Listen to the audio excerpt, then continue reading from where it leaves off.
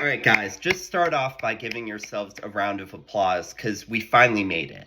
The NFL is back tomorrow. It's the day before the season starts. We have Cowboys Eagles on Thursday night, Chiefs Chargers on Friday night, first NFL Sunday coming up. This past weekend we had Labor Day, we had college football, so everyone's home league drafts are done. And look, my mental health is back in alignment. I'm starting to see colors again. I'm starting to smile more. My week has a schedule. You think about the work week now. On Mondays used to suck. Now you have Monday Night Football to look forward to. Tuesday, Wednesday, you're only a day or two away from Thursday Night Football. On Thursday, you have Thursday Night Football night. Fridays don't really matter. And then on the weekends, you have Sunday to look forward to. So, yeah, men used to go to war. We still go to war with our hearts and our minds on our fall families, our fantasy football teams. And I'm excited for what is in store these next 6 months. I think it's going to be a great season. And this show will be a little bit of a change of content on the channel. Most of our stuff is more, we have guests, we have multiple people, it's longer form, it's usually 40 plus minutes. Hopefully this is more concise. I envision this being kind of a daily show from Monday to Friday, 20-ish minutes, just hitting on 5 topics in the sports world, just making sure we're staying up on recent developments, whether at football, college football, fantasy, anything in the sports world that we find interesting. And hopefully I can come up with some engaging takes that are entertaining as well as a little bit nuanced, I would say. And then before we get in here, look, guys, I hate to do it. I'm not good at it. I don't do it enough. But if you guys wouldn't mind, I can't even get it out. If you guys wouldn't mind hitting that subscribe button, we have been getting a lot more engagement on the channel recently. Our views have been skyrocketing. We've been getting a lot of likes and comments, but that subscriber number has kind of stayed the same. Not saying that we don't appreciate all 58 of you. We would just love to extend our reach a little bit, grow our army. If we could get the triple digits, that would be great. I think that would just look a little bit better, having 118 subs versus 58. Just for my sake, please. I'm just being humble here. If you guys wouldn't mind, it's just a click, and hopefully, I would say, totally impartial here, that our content is pretty good here. So hopefully, it's not too much of a burden to see some of our videos showing up on your feed. But yeah, let's get right into it. We have 5 topics today. Starting off, look. Chapel Bill, man, I have a jersey here, okay? Obviously, it's a Tom Brady jersey. I was never a Brady guy, though. They just didn't sell Bill Belichick jerseys. I've read 4 or 5 books. I would call myself a Belichick disciple. That's how I like to run the Toronto Mystics, my fantasy team in the JPDL. We are an authoritative entity. I'm obviously a top-down manager. I like to empower the people under me, but at the end of the day, they answer to me. And I think Belichick's teachings can go further. There's a lot of life lessons there. And look, he's getting clowned right now. And it's sad. It really is kind of sad. I guess I have a few takes on this. So first of all, it's human behavior where we overestimate the future and we discount the past, right? And so when someone's early in their career or just starting their career, we project so much upon them. And then when we retroactively look back, if they didn't hit those crazy whatever things that we threw at them, those pillars of success that we placed upon them, then we tend to scoff at them or be like, hey, we thought you were going to be this and you ended up being this, and because of that we're going to discount it. And I get that that's human nature, and it's a good thing in a lot of ways. Like, we are aspirational as humans. With Belichick, it does not matter what he does from here on out. He is the greatest football coach of all time. If he walked away in 2018, there wouldn't be a debate on any of this. But because he's continued trying to, continue and stay in the limelight for as long as possible, we're just going to take the last 3 years and then discount what he did before that. It makes no sense. And to get morbid for a second, when people pass away early in the middle of their career, we tend to look at them more fondly than people that stayed for their entire career, right? So you think about artists, every musical artist, every actor, every creative, everyone falls off eventually. That's kind of the nature of the business. So when someone passes away, Juice World, whatever, like people are like, oh, they would have been this, they would have done this, they had so much in front of them, and then we take what they did while they were alive, or while they were producing content, or while they were doing whatever they were doing for their career, and we like, in a weird way, we accentuate it, right? So, like, if Belichick had walked away after the Rams Super Bowl, for example, we would have that would have been it.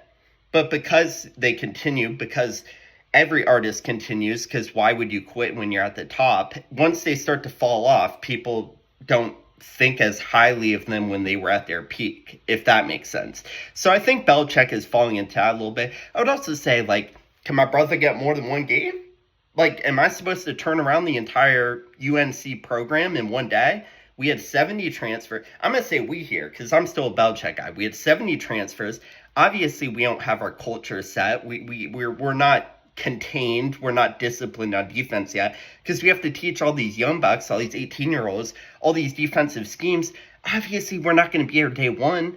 But because he has so much, like, credibility walk in, everyone thought he was going to be an overnight success. And look, I get the Jordan Hawkins stuff, like, yeah, ha ha ha, it's fun to laugh at him. My man's just living his best life, and I have full confidence that he's going to turn it around eventually. Look, it was bad.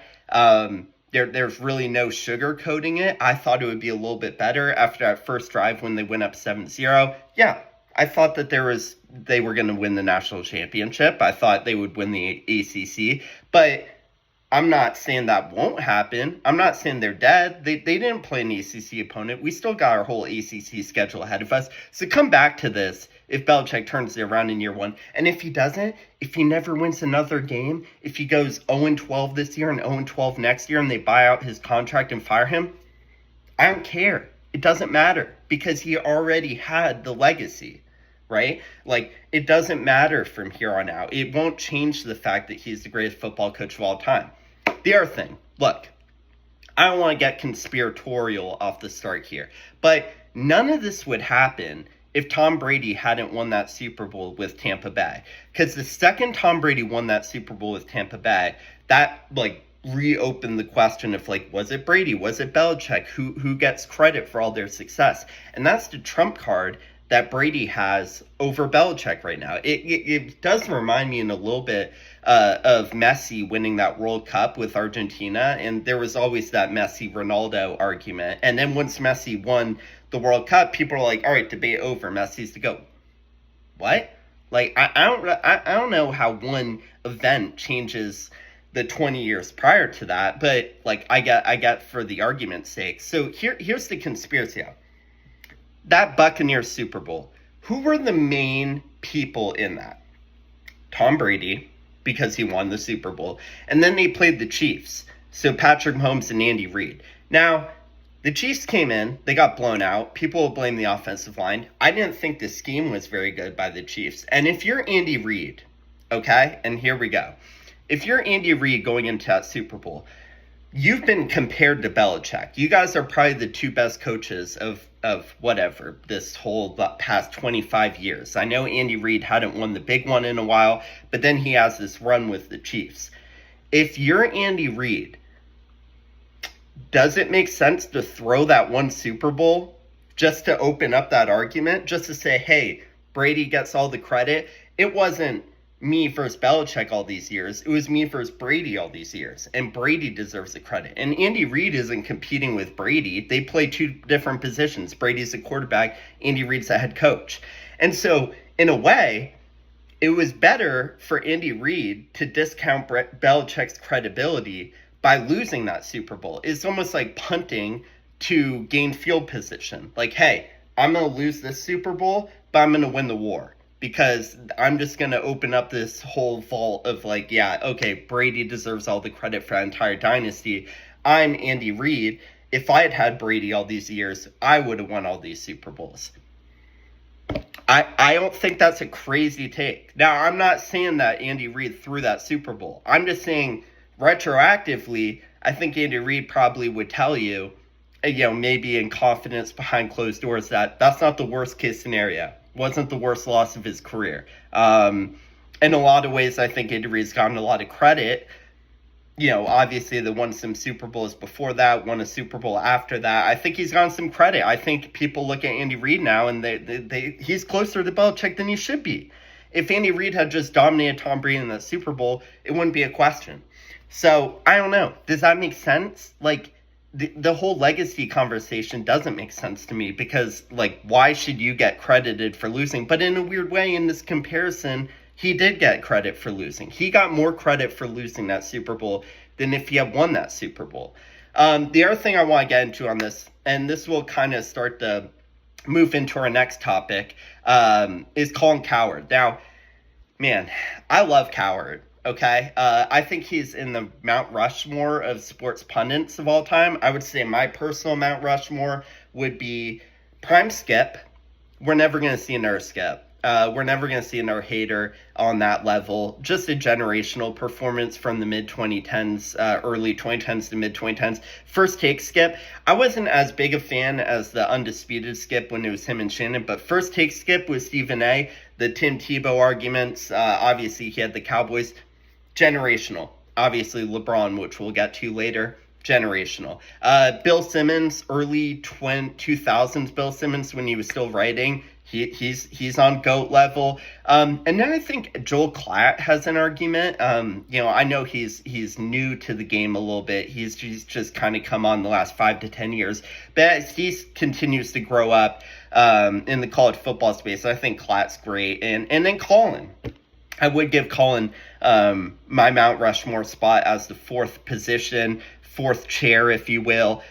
He had one of the worst weekends I've ever seen. One drive after that 7-0 lead, he said Belichick is the second greatest college coach of all time after Nick Saban. He also had Alabama rolling. He had Texas winning. He had Clemson winning. So he lost every single big game this week. Look, even GOATs have an off day here and there. Colin had the worst weekend I've ever seen from someone picking games. So, where Colin was wrong, hopefully he can rebound in week 2. But, yeah, I just thought that was really funny. All those tweets aged so poorly. But let's get into college football a little bit. Now, this is more of a personal thing as the Mystics owner. We have all of our eggs in the 2027 draft basket. We built our entire strategy around this draft. Coming out of last year, coming out of, Jeremiah Smith, Ryan Williams coming on the scene as 17 and 18-year-olds, Cam Coleman, TJ Moore. We were projecting forward that this is probably the best draft class of all time. I know the 2024 draft class, the one we had not this past year, but the year before, Caleb Williams, Drake May, Brock Bowers, Brian Thomas Jr., Malik Nabers, etc. That probably has an argument as maybe the best draft class ever. I think 2027 should blow out of the water. Now, this was a bad weekend. Am I scared? Yeah, I am. I know I don't want to overreact, but it went about as poorly as possible. And to start that off, Arch Manning, man, I know, some people think he's coming out in 2026. If you guys watch that performance, there's no shot he's coming out in 2026. He's coming out in 2027. Hell, he might come out in 2029. He might need a lot of reps in college.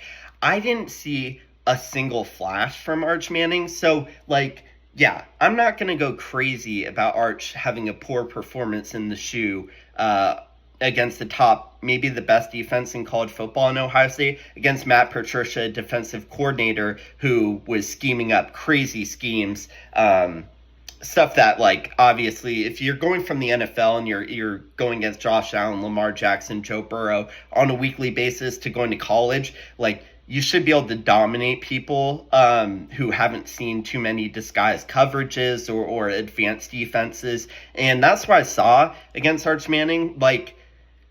Arch was obviously not comfortable mentally or physically. But even if you get dominated in a game, if you're super talented, you should still have flashes. So we're not going to be results oriented, but we should be see something in the process where we're wow, look at that arm talent. Look at the way on this play he moved around the pocket. The pocket presence sucked. So that was scary because that's something that you should learn as a backup. Like Arch Manning's, he's had 2 years to learn some of this stuff. Pocket presence was bad. Arm talent was not great. Even when wide receivers were open, the ball took forever to get to him. A lot of floating passes. He didn't look decisive, which again is more to the mental point. But I'm not writing him off, but Arch is probably further away than we thought.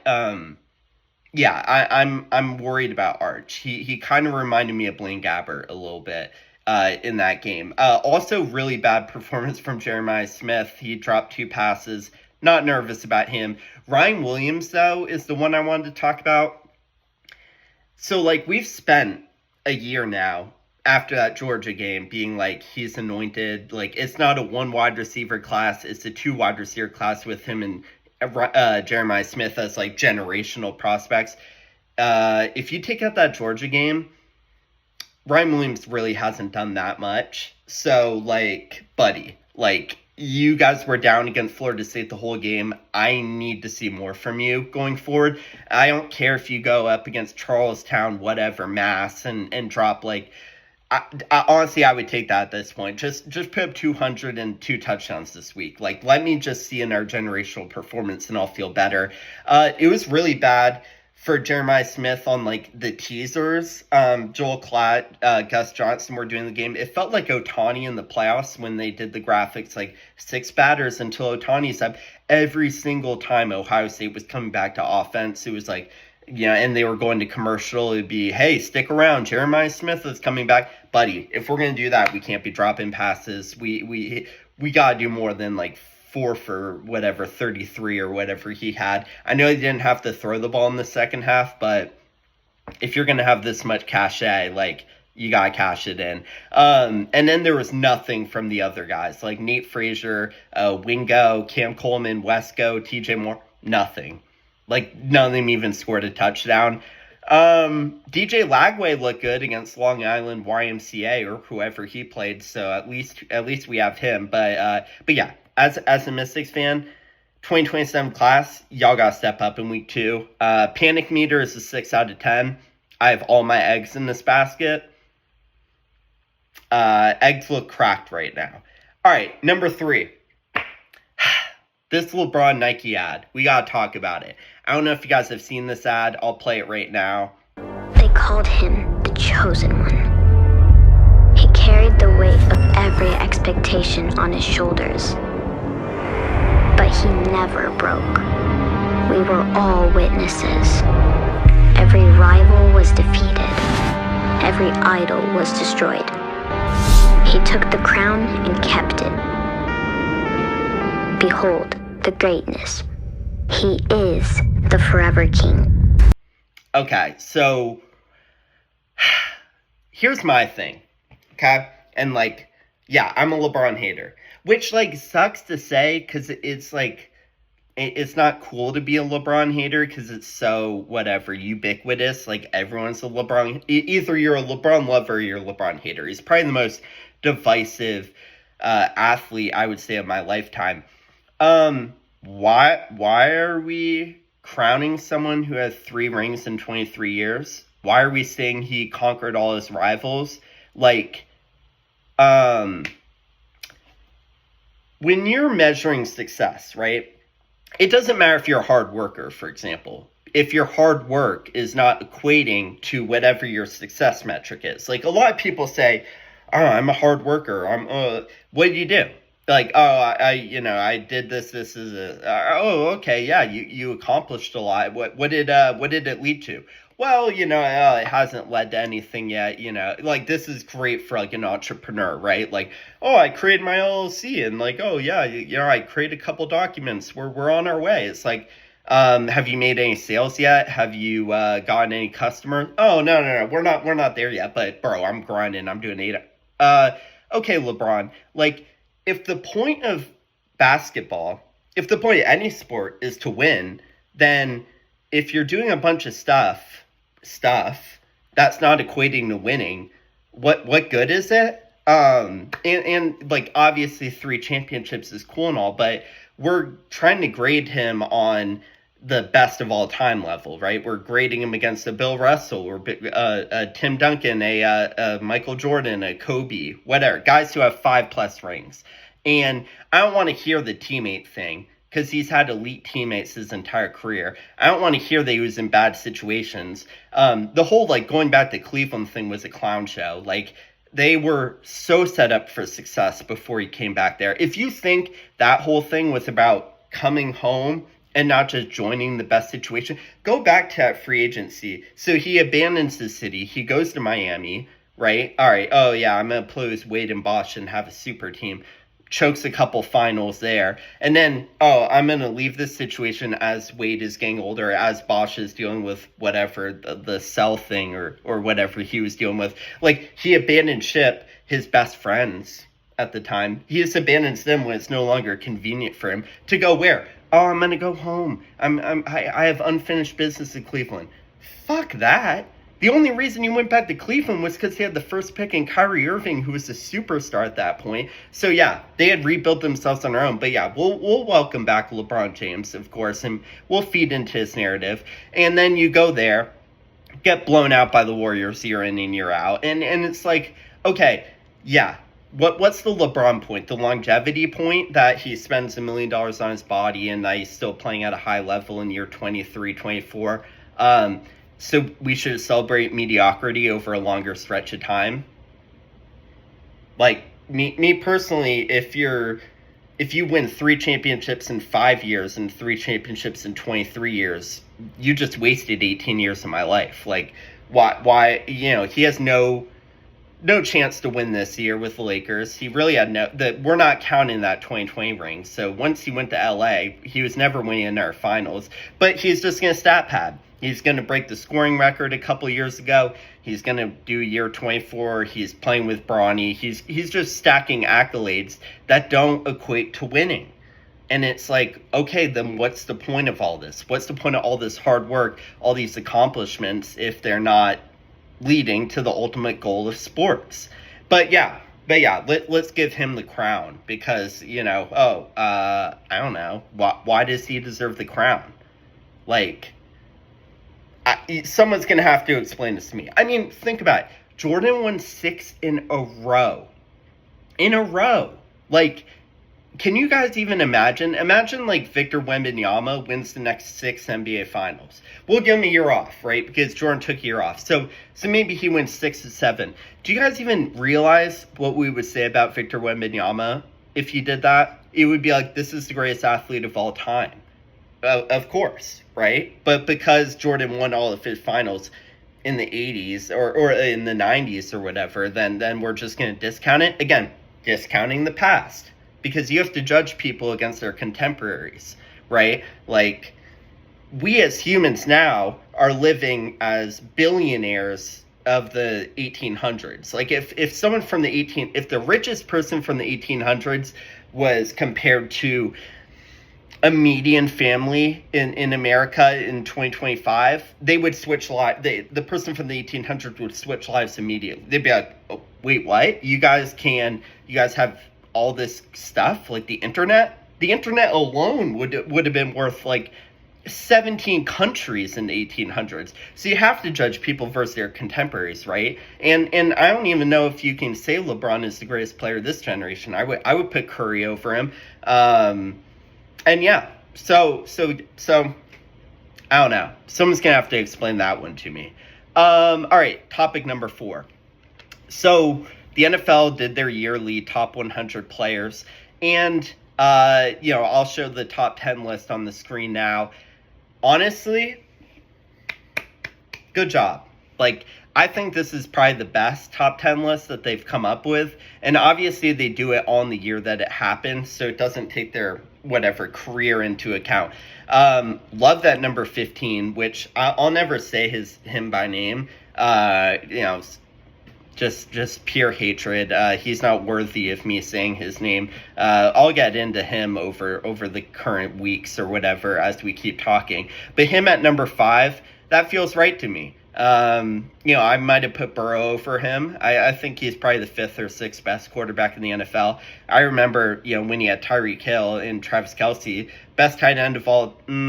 second best tight end of all time after Gronk, just because we have to realize that blocking is an important part of the tight end position. But the fantasy crowd won't talk about that. So anyone that has Kelsey over Gronk, like, do you even know football? But the second best tight end of all time, and Tyreek, who I was arguing back in the day, prime Tyreek. Man, I mean, top 10 wide receiver of all time, just the way he changes the geometry of the defense. Like, he had to be double covered. Like, he's such a perfect chess piece for an offense. So even if he didn't have the individual stats or whatever, like, just the way he would change the way the defense had to play, he was so like valuable to an offense. So obviously when number 15 had both of those people, he was going to look great. And people were like, oh, he's the best quarterback of all time. Come on now. So I think now that we're seeing him with an average, I would say, surrounding cast, even with Andy Reid, who's a great play caller, we're starting to see his true talent level right now. The only one in this top 10 I would really disagree with, what's Derrick Henry doing in the top 10?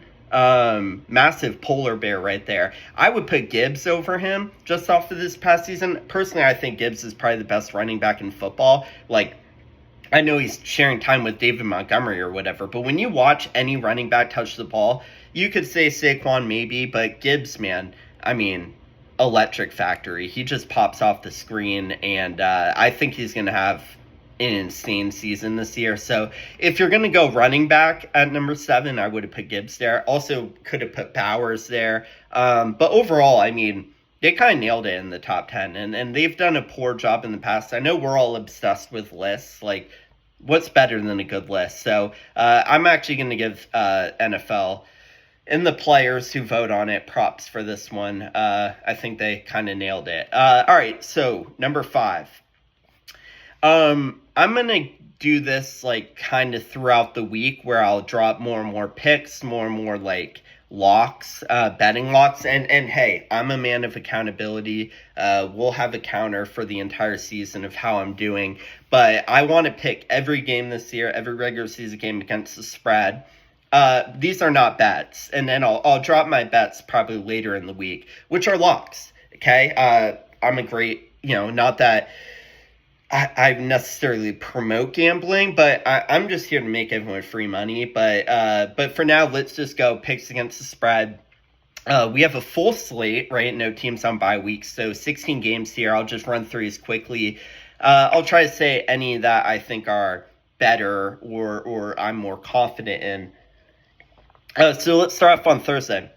Cowboys, I like them plus 7.5 at the Eagles. I think, like, obviously, all the sentiment coming out of the Parsons trade is that the Cowboys are dead.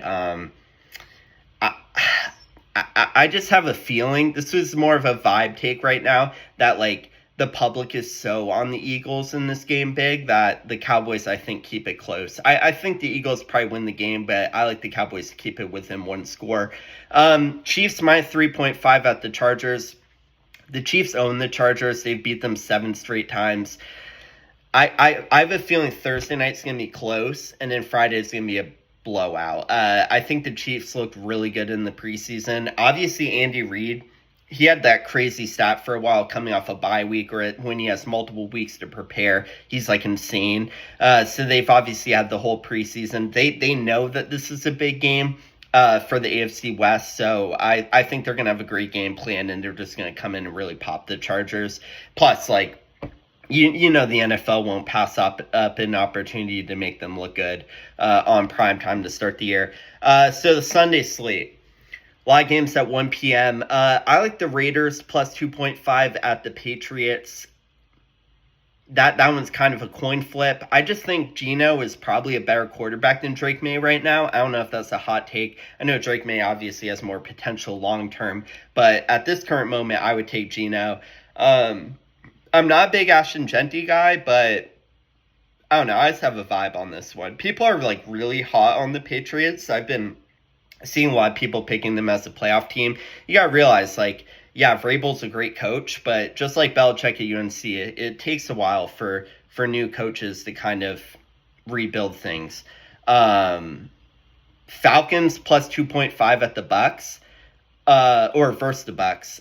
Sarah home. Got to take home dogs in week 1. That's a pretty sharp thing to do. And I think the Bucks are really going to feel the loss of Liam Cohen more than people might, I don't know, anticipate. Like, Liam Cohen's a great offensive coordinator and completely turned Baker Mayfield's career around. Is Baker going to be the same guy without him? They don't have Godwin. I think Ibuka will be pretty good. But obviously, first NFL game, got to get acclimated. And then the Falcons, man.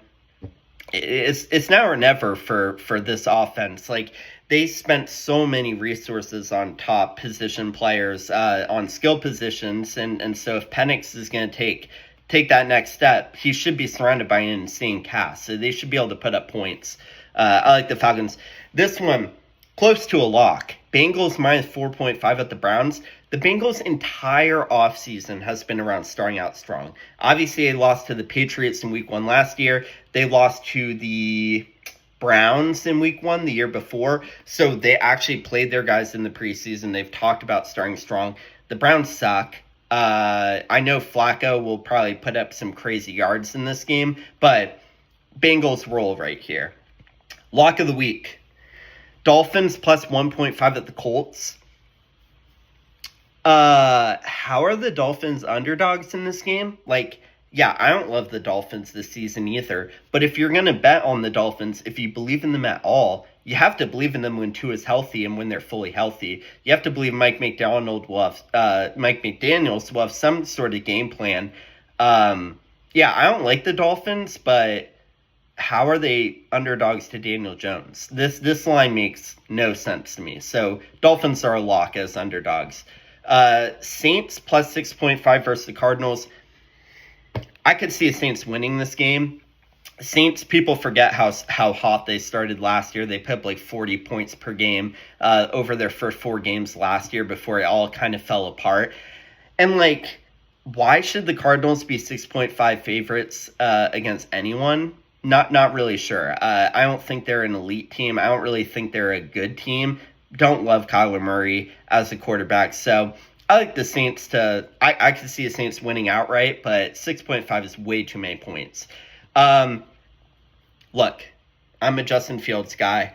Love Justin Fields. He's my favorite player in the NFL. I believe in him. I think he's a franchise quarterback. This is the worst spot, man. Steelers minus 2.5. Lock this one. The Steelers, again, Tomlin, he's a good coach when he has time to prepare. And they know Justin Fields. I know, like, you could argue the Jets know Aaron Rodgers. I just feel like, man, this is going to be the ugliest game of the week. I think Fields could have a really bad performance, and I'll hate it, man. I'll hate having the answer to all my friends, all my critics, all my haters about Justin Fields' performance in week 1. I think this is going to be bad. Season starts week 2 for the Jets. Giants plus 5.5 at the Commanders. Commanders are another team this year I think will take a major step back. Last year was pretty Mickey Mouse if you look at how they actually ended up at 12 wins. They were more of a 9-win football team. So I think they're majorly overvalued by the public. I like Jaden Daniels, but, you know, at any time, most of the time when rookie quarterbacks have a great first year, they come back to earth the second year once people have film on them. Cliff Kingsbury is not a good offensive coordinator. They ran a gimmicky offense. The Giants' defensive line is insane. Russ isn't great, but he's good enough to keep this close. I don't love that, like, Neighbors was dealing with something and kind of had nothing really going on this preseason. But I like the Giants to keep this close. I could see the Giants winning this game, but I'll take them plus 5.5. Jags minus 3.5 at the versus the Panthers. It's time. This is a game, if you believe in T-Law, if you believe in anything, at home, 3.5 favorites. Travis Hunter debut. We gotta get this show on the road. Yeah, I mean, if it doesn't happen this week, it's probably not happening this season. They cannot lose this game. So I like the Jags probably big in this game. I also think Bryce Young is really overvalued. If you look at his expected EPA last year, even when he turned it around. The reason he turned it around is because he ran hot on touchdown variance. It wasn't like his quality of play really improved. So, yeah, Jags big in this spot. Titans Broncos. So, I have Titans plus 7.5. I like them to cover. I, I, I might be completely off here because everyone, all the sharp people I listen to, keep saying that the Broncos are one of the best teams in the NFL. I don't really see it. I don't really know why people are so hot on them. I know that they have a good defense. They draft R.J. Harvey. Maybe it's that Bo Nix has no aura, and he's just a boring quarterback. So I'm not really sure. Maybe I'll be really off on this one, but I like the Titans to cover. I'm not a big Cam Ward guy. I know like rookie quarterbacks on the road in week one are usually pretty bad, but this is more of an anti-Broncos take than a pro-Titans bet. And hey, if I'm completely off and the Broncos look amazing, then we'll make edits in week two. Okay, three more before we get into the primetime games. 49ers minus 2.5 at the Seahawks. Close to a lock. I don't believe in Sam Darnold at all. And the 49ers they're not healthy, but CMC's healthy. Ricky Pearsall should be good to roll. I think Jawan Jennings will play. I just feel like last year was a year from hell for the 49ers, so people have a bad taste in their mouth, but they have a pretty elite roster, and obviously I'm a big Shanahan guy, so 49ers, this is close to a lock right here. All right. Camera died, so we're back for the last four games right here. But I have Lions plus 2.5 at the Packers. Talk about a team getting disrespect. Why are the Lions underdogs? Like, they were easily the best team in the NFL last year throughout the regular season before they had all their injuries on defense. And I feel like people are just remembering that Commanders AFC or NFC divisional game where they gave like 40-something points. That wasn't their team last year. They're a juggernaut. They're ready to win right now. I get that Micah Parsons is there in the Packers, defensive line. Lions are going to roll here, plus 2.5. Okay. Rams minus 3.5 versus the Texans. Man, I hate this. This one I wouldn't touch. This is a game I wouldn't touch, but I like the Rams here just because everyone likes the Texans. Nothing more to say on that one. Just if everyone's going towards one side, zig while others zag. So the two primetime games, Sunday Night Football, really great matchup. Obviously, we have the Bills and the Ravens. I have the Bills minus 1.5 at home versus the Ravens. I think the Ravens probably come out of the AFC and represent the AFC in the Super Bowl, but the Bills are really good at home. Lamar, that's a house of horrors for him. I don't know how many times he's been eliminated there. I think 2, maybe 3 times in the playoffs. But yeah, I just this one is more of a vibe one. I just feel like the Bills have had a really quiet offseason, which is funny because they had Hard Knocks. I feel like no one's watched Hard Knocks, but they've had a quiet offseason without a lot of news. And the Ravens, I guess they've had a quiet offseason as well. But I just feel like the Ravens are the better team, but the Bills will win, which is really a story of Lamar Jackson's career, which no indictment on Lamar. He's the best quarterback in football, the best quarterback I've ever seen. But yeah, it just happens to happen this way for him. So we'll go Bills. And then last game of the week. This one's a lock. Bears plus 1.5 versus the Vikings. We're going on the Bears. Can I at least see JJ McCarthy before we start anointing him or anointing that offense? I know I would look good in Kevin O'Connell's offense in Minnesota. But Addison's not going to be playing. I think Jefferson's dealing with a hamstring injury, and the Bears. Ben Johnson's going to have like 4 or 5 really good trick plays. Ben Johnson's a stud. I just feel like the Bears might be the story of the season coming out of week 1. I think that Monday night game, they're going to announce themselves. People are going to get high on them, and we'll go from there. But I really like the Bears there. I would say my 3 favorites out of these games would be the Bears plus 1.5, the Dolphins plus 1.5 as well. Those are the two I like the most. And then Steelers minus 2.5 would be my three favorites against the spread. But I'll be back tomorrow. We'll get some locks, some Thursday night football picks. But thank y'all for watching. Hope y'all enjoyed. A little different show format. I ended up going 40 minutes again. So I don't know. Brevity is the soul of wit. It's not my strong suit. We'll figure out a way to shorten these in the coming episodes. But thank y'all for tuning in, and football's back, baby.